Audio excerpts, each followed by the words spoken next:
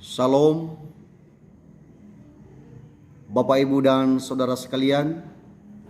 Apa kabarnya pada malam hari ini?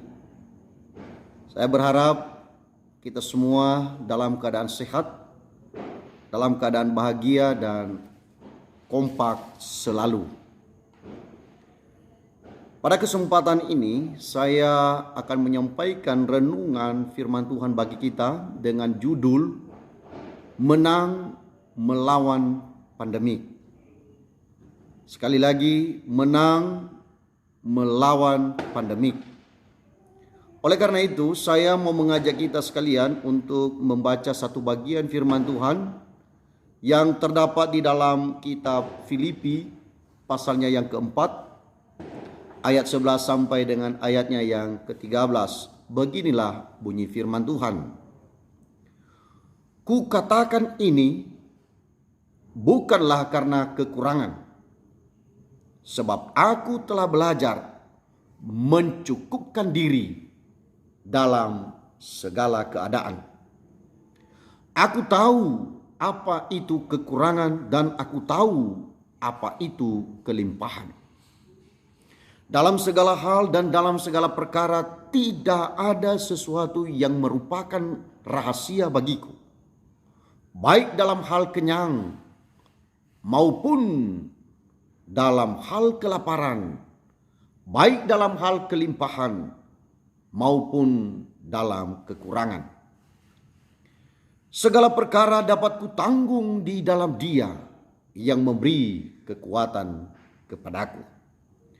Bapak, Ibu, dan saudara-saudara sekalian, akhirnya kita tiba di penghujung tahun 2022. Rasa-rasanya tahun ini berlalu begitu cepat, seakan kita tidak sempat melakukan banyak hal.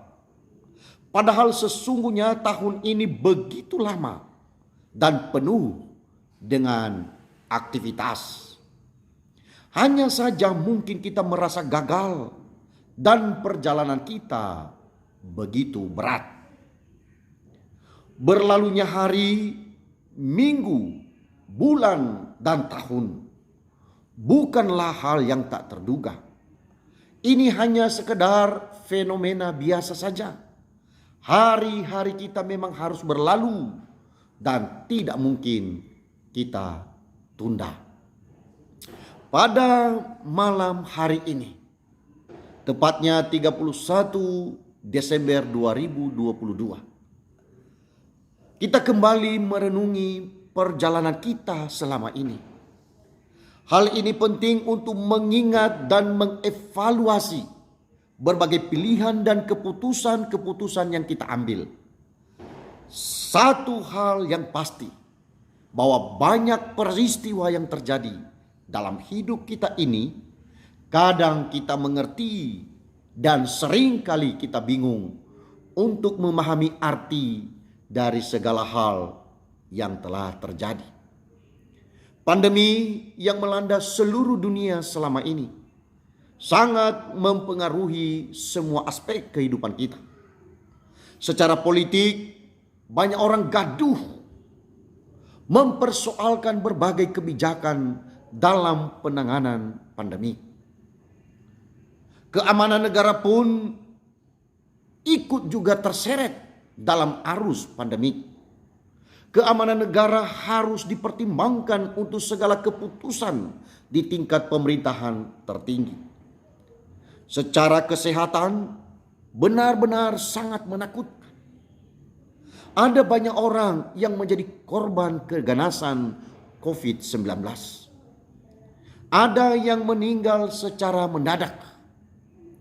Dan ada juga yang menderita begitu lama hingga menghembuskan nafas yang terakhir. Namun ada juga yang terselamatkan dan menjadi sembuh. Namun aspek yang paling terasa bagi kita adalah ekonomi.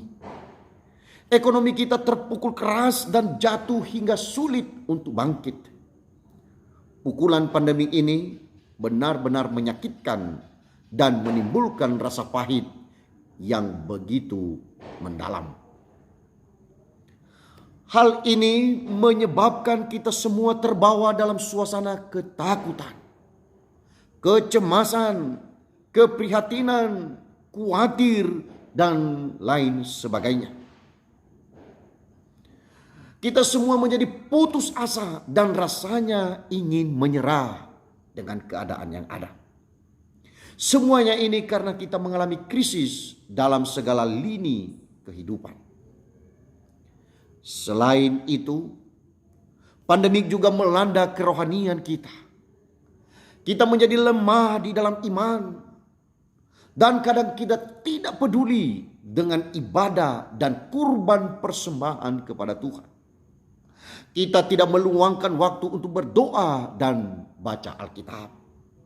Kita lebih banyak mengarahkan pandangan kita hanya kepada keamanan, hanya kepada kesehatan dan ekonomi kita. Kita meninggalkan jauh ke belakang tentang pertumbuhan iman kita.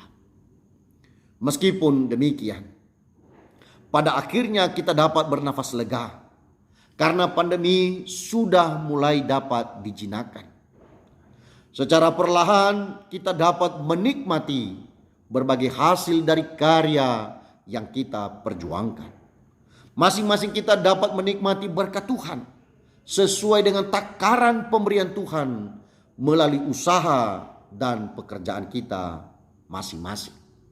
Bapak, Ibu, dan saudara-saudara sekalian, bagian firman Tuhan yang sudah kita baca di atas adalah cuplikan kesaksian Rasul Paulus dalam menghadapi berbagai kesulitan di dalam dia mengikut dan melayani Tuhan. Dia mengalami berbagai kesulitan ekonomi dan kesulitan lainnya. Dia mengalami bagaimana rasanya menjadi orang miskin tanpa memiliki apa-apa. Dalam kesulitan yang hebat, Paulus tetap berjuang untuk melayani. Dan dalam hal itu, jemaat Filipi menjadi penghiburan baginya. Jemaat Filipi memberikan dukungan secara finansial kepada Rasul Paulus, meskipun sebenarnya Paulus tidak mengharapkannya. Itulah sebabnya Paulus berkata dalam Filipi pasalnya yang keempat, ayatnya yang ke-12. Aku tahu apa itu kekurangan, dan aku tahu apa itu kelimpahan. Dalam segala hal dan dalam segala perkara tidak ada sesuatu yang merupakan rahasia bagiku. Baik dalam hal kenyang maupun dalam hal kelaparan. Baik dalam hal kelimpahan maupun dalam hal kekurangan. Disinilah kita tahu bahwa Paulus dapat menghadapi apapun juga. Dia tetap tegar dan kuat. Dia fokus kepada Kristus Tuhan yang dia imani dan dia layani sepenuh hati. Sedikit pun Paulus tidak ragu untuk mengikut Tuhan. Dia tidak berhenti melayani dan mengikut Tuhan oleh karena rintangan ekonomi dan bahkan sakit penyakit. Paulus membuktikan dirinya begitu setia. Akhirnya Paulus dengan gagah dan berani berkata dalam Filipi pasalnya yang keempat, ayatnya yang ke-13. Segala perkara dapat kutanggung di dalam Dia yang memberi kekuatan kepadaku.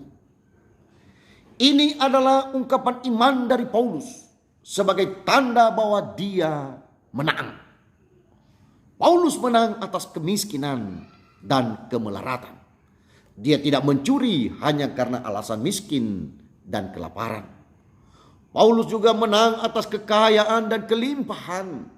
Paulus tidak menjadi sombong, angkuh, atau lupa diri.